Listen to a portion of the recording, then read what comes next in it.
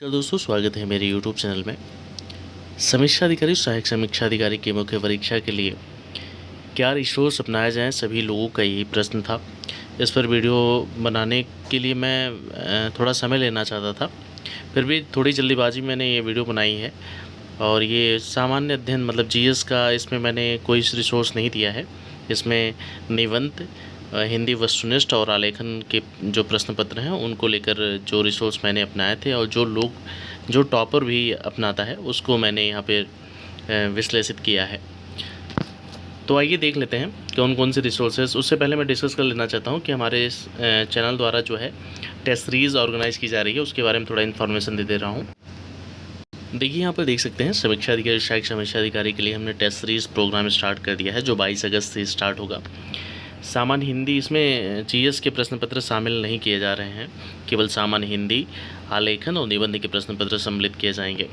देखिए यहाँ पर सामान्य हिंदी वस्तुनिष्ठ में कुल 19 टेस्ट हैं, जिसमें से 15 जो है सेक्शनल वाइज हैं और 4 जो है फुल टेस्ट होंगे।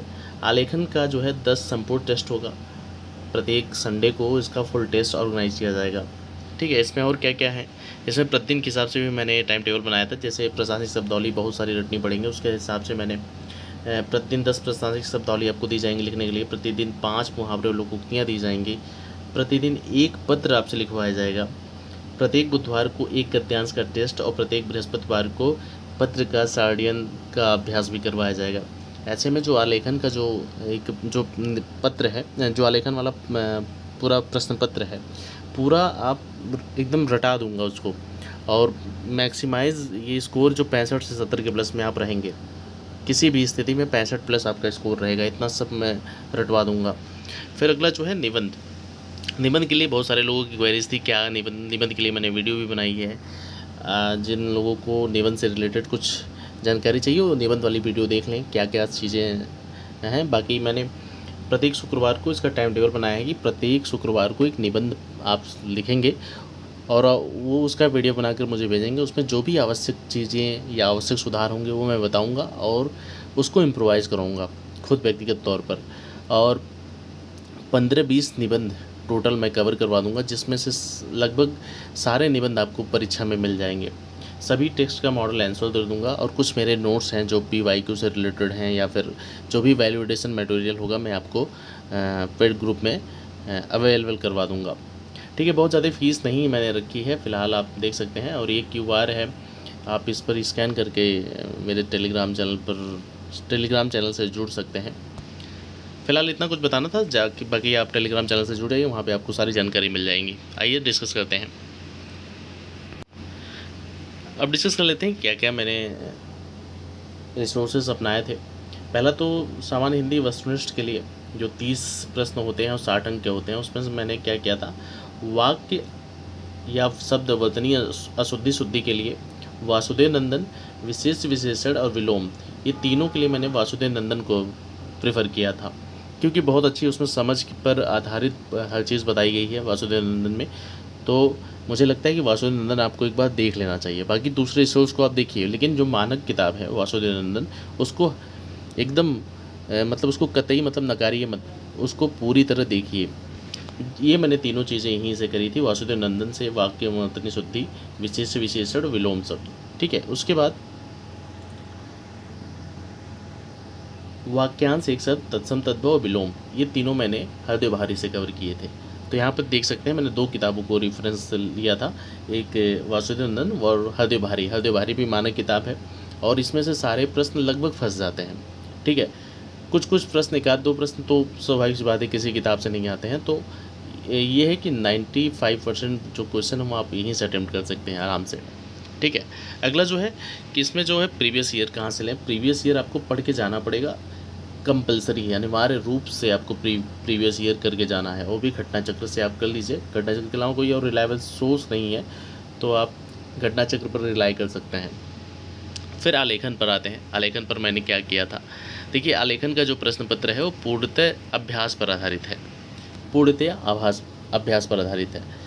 गद्यांश के लिए मैंने क्या किया था कि पूर्व वर्ष के प्रश्नों को मैंने देखा, फिर उसी के अनुरूप मैंने प्रैक्टिस की। ठीक है। उसका मॉडल आंसर कई जगह मिल जाता है, वो शिल्पी की भी आती है, यूथ की भी आती है, कोई भी किताब आप ले सकते हैं। उसी के अंदर आप यश कुमार सर की भी किताब आती है, तो उसमें भी सारा चीज़ सब कुछ दिया है। फिर वासुदेव नंदन में गद्यांश को हल करने का तरीका दिया हुआ है, तो वहाँ पर आप जाएंगे तो उसमें है अपठित गद्यांश को सॉल्व करने का तरीका। तो उसमें 15-20 पॉइंट हैं, आप उसको 1-2 बार 3 बार ऐसे निगाह से देख लीजिए, थोड़ी सी आसानी हो जाएगी गद्यांश को सॉल्व करने में, शीर्षक देने में, सारांश लिखने में, रेखांकित अंशों की व्याख्या करने में, ये सब सहूलियत हो जाएगी। बाकी मैं टेस्ट के थ्रू सारा करवा दूँगा।